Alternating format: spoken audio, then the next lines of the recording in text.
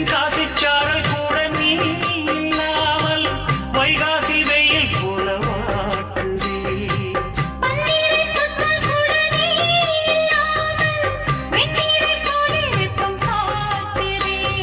மையளந்த கண்ணும் என் கையளந்த பெண்ணும் மின்சாரம் பாய்ச்சுமா.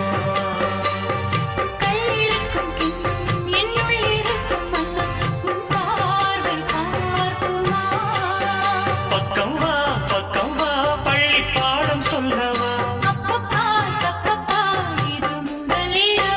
சொல்லவா சொல்லவா ஒரு காதல் கதை சொந்தம் நீ அல்லவா.